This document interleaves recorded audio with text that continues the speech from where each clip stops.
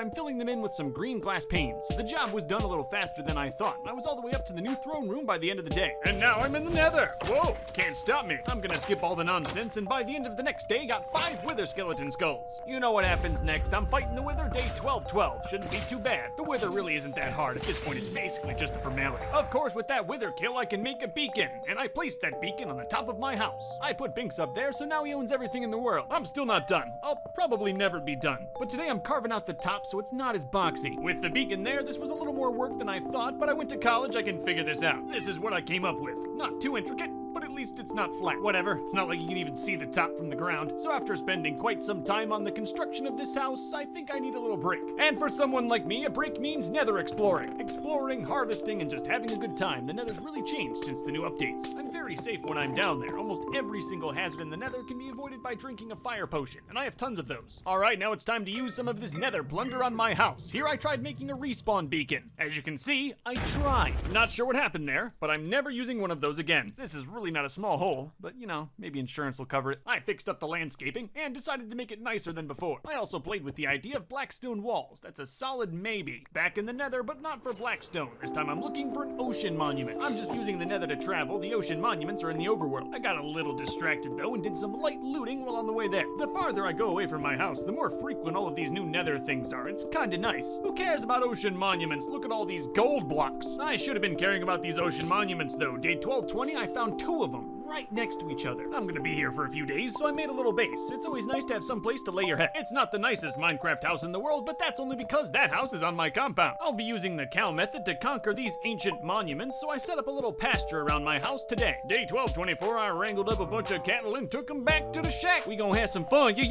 Now that I have everything I need, I can finally start my way into one of the 2 monuments. Despite how powerful I am, I'm very careful here. I really don't trust these things, even with the cow method. Is all of this a little unnecessary? Maybe, but I don't live near here, so I don't have to look at it. Alright, the cow's going in tomorrow. This should be good. There's always a thick boy in the top of the monument, and I went to work quickly killing him. Most of this day was spent carving out a hole in where the cow will live. I bet you're starting to wonder why I'm here. And it's vanity. I love these sea lanterns. They're incredibly pretty lights, and made even more so because you have to go to ocean monuments to get them. By day 1228, I killed all of the elder guardians, so now I don't have to worry about mining fatigue or milk. Then I grabbed every sea lantern I could get my dirty little hands on. Yeah, once you take away the guardians and the water, this thing is pretty much done. Now I have to resupply. It takes a whole day. The monuments are very far away. Now I'm going after that second monument. They're right next to each other. It's a great spawn. Like before, I was close to getting in there by the end of the day. Here's a real good shot of how close these monuments are, by the way. I've never seen anything like this. And the second monument's going exactly like the first one. I got the cow in today. The second monument happened to have a massive room of sponges. This is gonna make this so easy. It's easy and enjoyable to run through these monuments with sponges. Look at those little things. Helpless. And day 1, 2, 3, 4 had even more. I killed this large fish who was flopping on the floor. And next, of course, is day 1, 2, 3, 5. Here I still have a guardian to make, not alive. Poetry is the photography of the writing arts. Now I'm back at my house because I'm so fast and powerful. Fast and powerful? Yes. Done with my renovations? Never. In the nighttime of day 1237, I was trying to catch a skeleton. Everything was going fairly well until my amazingly powerful Thorns armor killed him. I was hoping not to have to do this, but I think I'm just gonna spawn my own skeleton up on the whatever floor. I don't know, it's like 10,